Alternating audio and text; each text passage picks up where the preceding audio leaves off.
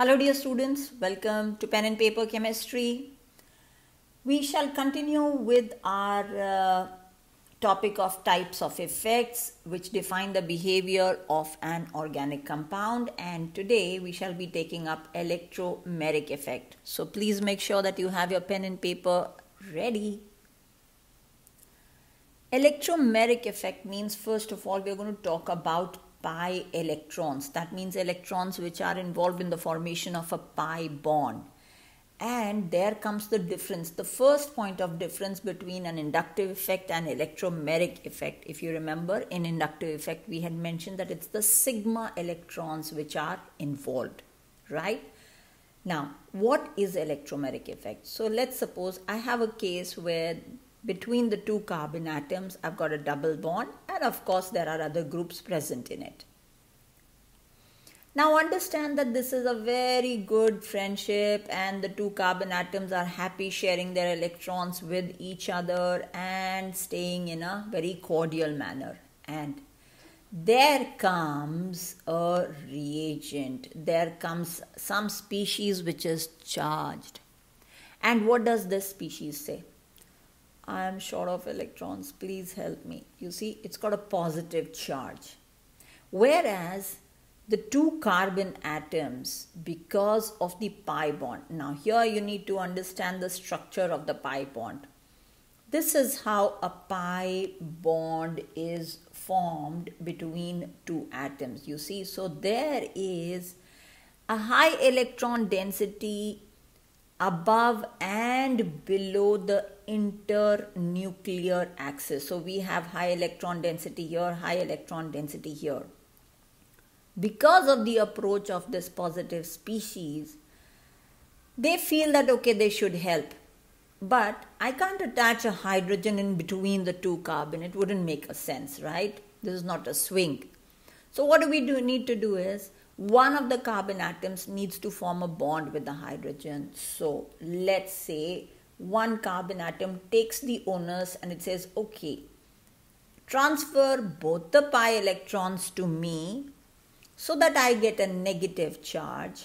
In turn, the other carbon becomes short of electrons now, develops a positive charge, and because of this carbon is positive, the bond between the two carbon atoms becomes a single bond, and hydrogen is happy to attach itself to the carbon with the negative charge. Here, the carbon with the negative charge donates its electrons, or actually shares, I should be more exact in my words, it shares the electrons with H positive. So, you see, negative and positive neutralize each other, so there is no charge on this carbon atom, whereas the other bonds remain the same. And what happens to the carbon atom here? Yes, it acquires a positive charge. In other words, because of the attack of H positive, my molecule overall now has become positively charged. So, I will call it as the plus E effect. Simple. Now, this molecule was otherwise happy-go-lucky, no problems at all between the two carbon atoms. It is only and only when H positive approached it that the molecule became positive, right? A shift in the electrons took place. Hence, would you call it as a permanent effect or a temporary effect? It's an internal problem or it's an external problem? Yes, it's an external issue, right, which has developed because of the approach of H positive. It was not inherently there. So that means we can say that it's a temporary effect. Moreover, this does not transmit along a chain as was inductive effect. Remember, we mentioned about the inductive effect being like a domino effect, a tug of war effect. Whereas here, It's just helping the neighbor, that's all. Going out of the way to help the neighbor. So we have a few points listed here. Electromagnetic effect involves pi electrons. It's a temporary effect. We have the plus E effect groups and you have the minus E effect groups. Are there minus E effect groups as well? Let's look at that. So let us take the example where I have a carbonyl group C double bond O and it is approached by Cn negative. Now tell me, Cn with a negative charge, is it an electrophile, nucleophile or free radical? I've already taught this concept. So negative, that means it will approach something which is positive. Think? Yes, it's a nucleophile. Right? Now, because it is negatively charged, again, the double bond over here is a pi bond. So, 1 sigma and 1 pi.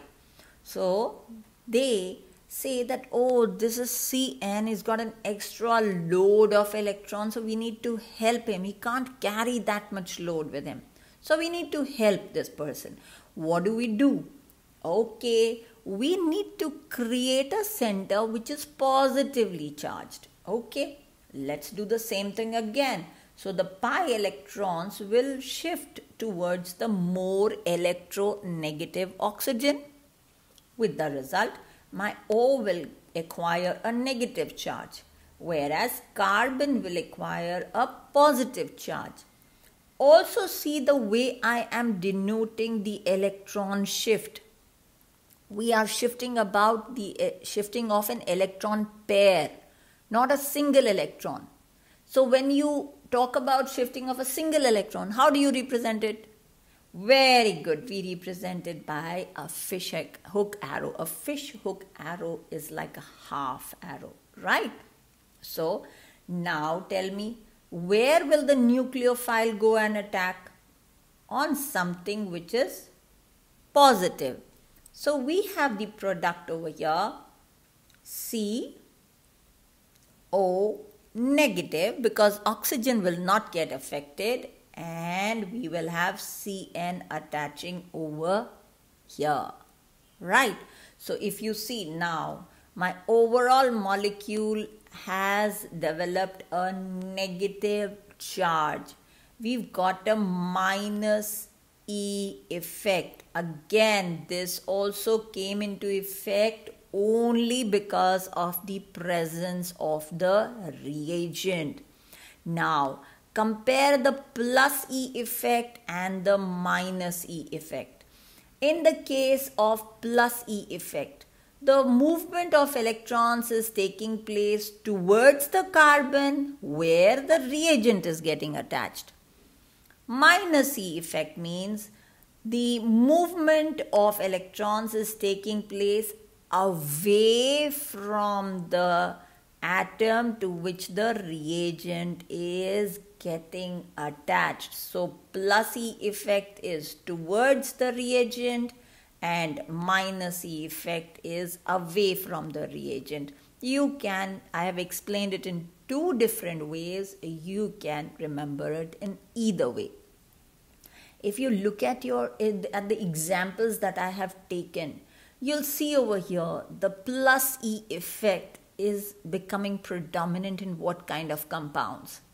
Yes, the alkenes. And what is the reagent? Is this an electrophile or a nucleophile? H positive it is electron loving. That means it's an electrophile and it is getting added across the double bond. So we say and we explain it in such a way that electrophile is getting added across the double bond.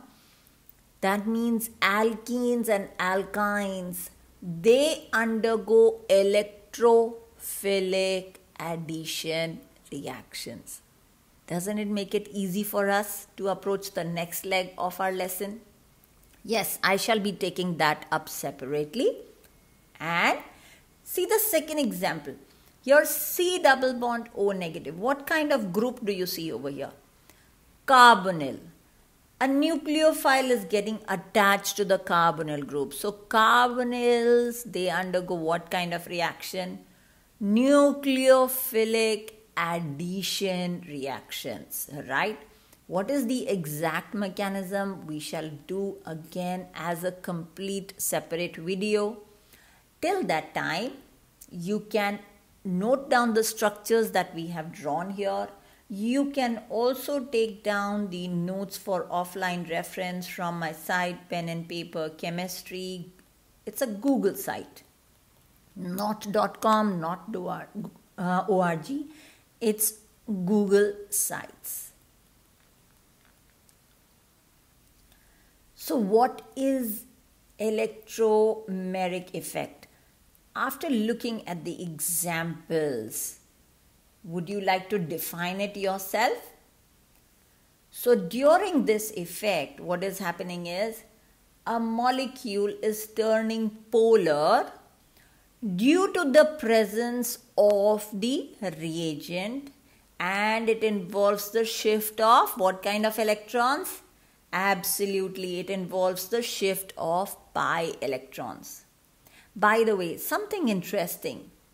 IUPAC says that instead of studying electromeric and mesomeric effects separately, we can actually club them as a resonance effect or just the phenomena of resonance. So some syllabi do cover electromeric effect as a separate effect, whereas the latest recommendation is to study it as resonance effect. Nevertheless, in the entire process, we have ended up learning how and what decides the movement of electrons in any chemical reaction. Stay tuned, stay connected, happy and healthy. See you in the next video.